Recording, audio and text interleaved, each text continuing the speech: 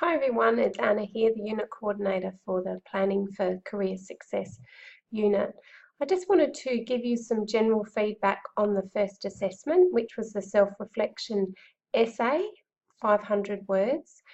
Given the tight time frames that we've got in this unit with back-to-back assessments, it's pretty hard for us to be able to mark and get your feedback back to you before the next assessment's due. So what we thought we'd do as a team is just put together some general comments and some ideas on what students can focus on for the next assessment to help you out as you prepare to do that. And then when you get your assignment feedback back on the Monday afternoon for the first assessment, you'll be able to read that, and that will be a little bit more focused and tailored towards the actual assessment task. So this assessment is very much feedback relating to things that will come up in the second assessment, so we can help you improve on those areas. Now keep in mind that it is general feedback, so some of this may be relevant to you and some of it may not. You might read it and go, oh yeah, I've done that, or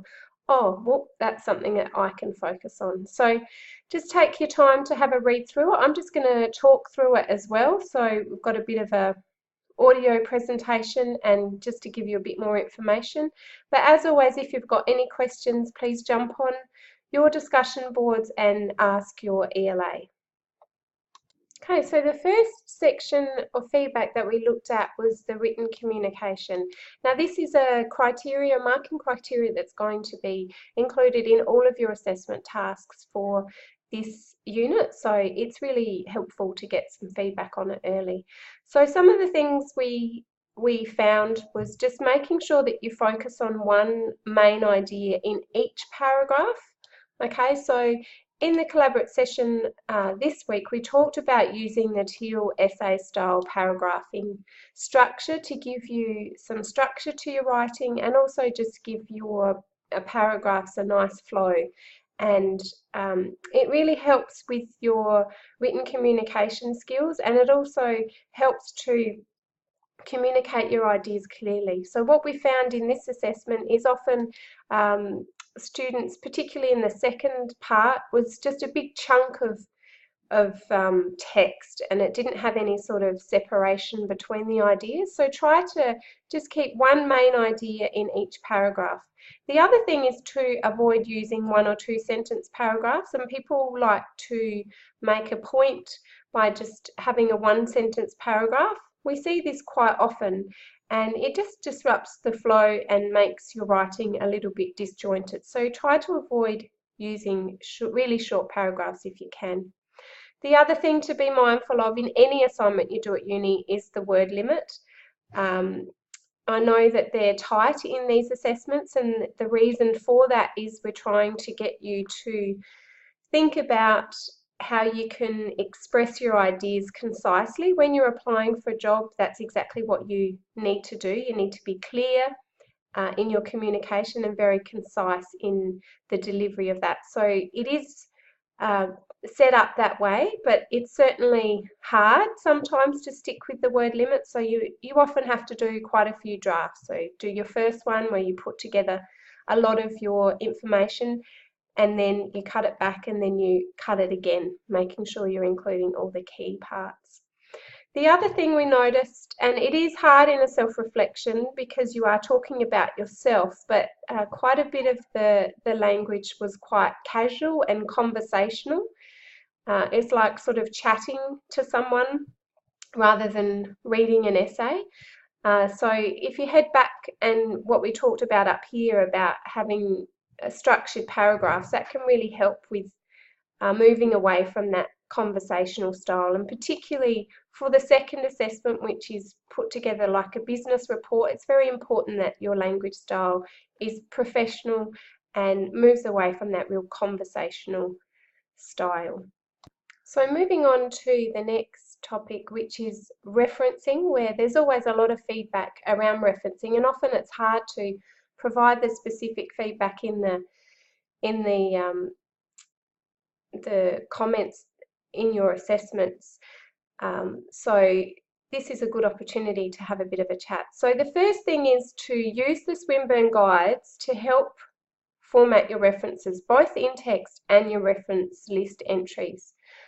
It's really great to bookmark these in your favorites on your internet browser so that they're easy access. And I've put a link in here so that you can access the current reference guides, and there's a lot of resources on referencing in the student portal. So if you feel like this is an area that needs work on, head in there. And I always say to students that getting marks for your referencing, and you do it right, they're easy marks. So take some time to learn how to do it properly, and then each assessment you'll be able to get some easy marks for actually formatting your references correctly.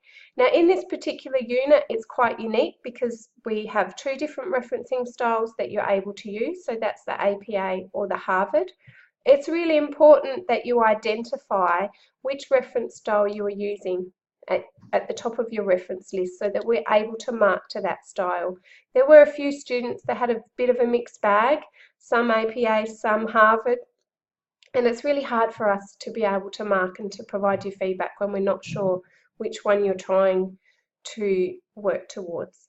The other key tip is that if you're referencing the readings that are included in the modules, and there's lots of fantastic readings available, if you go to the reference list at the bottom of the modules homepage, you can have the opportunity to reference and see the examples of how you can actually reference for APA and Harvard. And it also just gives you a good idea of how to practice. So you can have a look at those. I've provided the link there.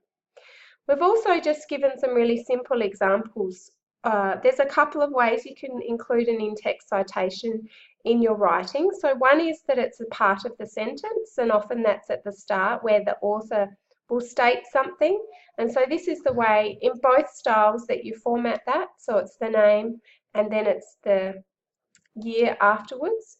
The other way is if you have a citation at the end of the sentence. So you include the information and then you state where that comes from. So we've given two examples here. One is for APA and one is for Harvard. Now the main difference, and I know it's very particular, is the little comma here. So when we're marking the formatting, to get a HD full marks for your referencing formatting, it has to be absolutely perfect. So that means all of your punctuation is correct. If you know the page number, certainly encourage you to include that in your in-text citation, and make sure that the date and the author are included as well. So there's just a few examples. Be sure that you include each in-text citation that you have has a corresponding entry in the reference list and vice versa. So quite a few assignments had references listed on their reference list, but they weren't cited in their assignment, or sometimes people cite work in their assignment and don't include them in the reference list. So it's really important that the in-text citations match directly to the entries in the reference list, and it's also excuse me, important that that makes it easy for us to find when you're marking, and make sure that they're listed in alphabetical order in the reference list. The other tip is to avoid using citations mid-sentence. So we gave some examples up here about using when you can use them. Just try to avoid having one in the middle of a sentence because it just disrupts the flow of the sentence. You either have it at the start or at the end, and if you have it at the start, you don't need to double up and include it at the end.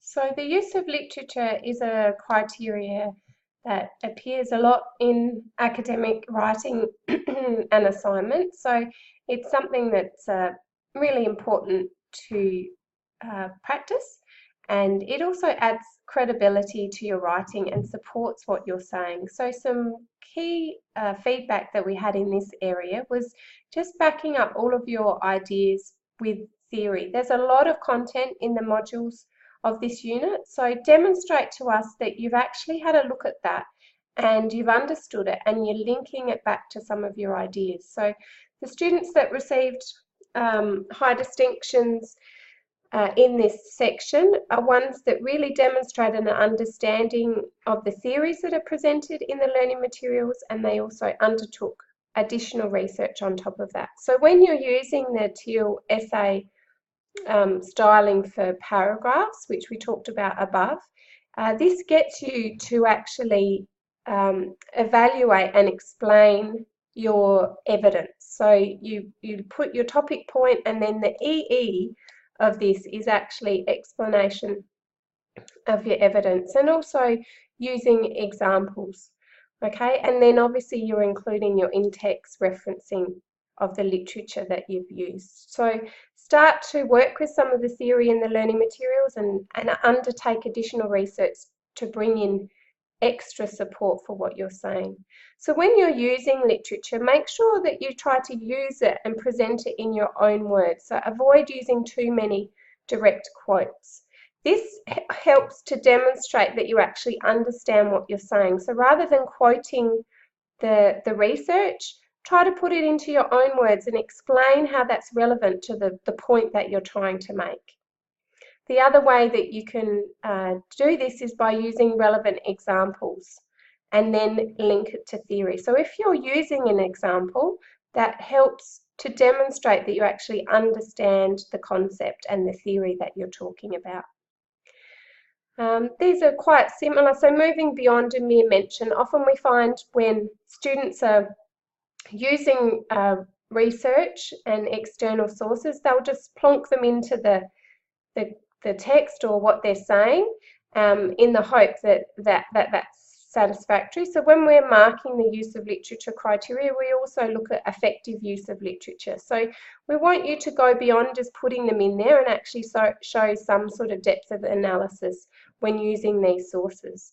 And it's also important to do this because it demonstrates your understanding, and the idea is that you show your understanding of the key concepts by paraphrasing it rather than direct quote or using chunks of copied text, which we do find in some assignments. So it's really important to get into the habit of paraphrasing and explaining why you're using that research. All of this takes time, and as you work through your university studies, you'll get a lot better at doing that. And to finish off, we've just got some general comments, I guess, to focus on. So it's really important that you proofread your work, read it out loud to yourself, but check the punctuation is correct, and also that your ideas flow and have a logical flow to them so that you're not jumping around. And it's always a good idea to help get someone else to read your work before you submit it, and make sure that they can understand what you're trying to say, and that the ideas you're getting or that they've interpreted are actually what you're trying to get across. It's really important when we mark that it's easy to read, but also that there's evidence that you've taken some time to present it professionally and proofread what you've written, and that it's free of errors. So that's certainly an area that you can work on. The other thing is just to really read the assignment details carefully to ensure that you've covered all aspects of the task. For this assessment, some students failed to answer part 2. They did a general sort of conversation, but we really asked some specific questions that we wanted you to focus on. And if we've given you that suggested structure and learning prompts in the assessment guidelines, it's really important that you follow those and provide all the key information that we're after. So that's some of the general feedback that we've got to give you. I hope that you found this useful. And as I said, if you've got any questions, please jump on your discussion boards and get in touch with your ELAs. Thanks so much for listening, and all the best for your second assignment.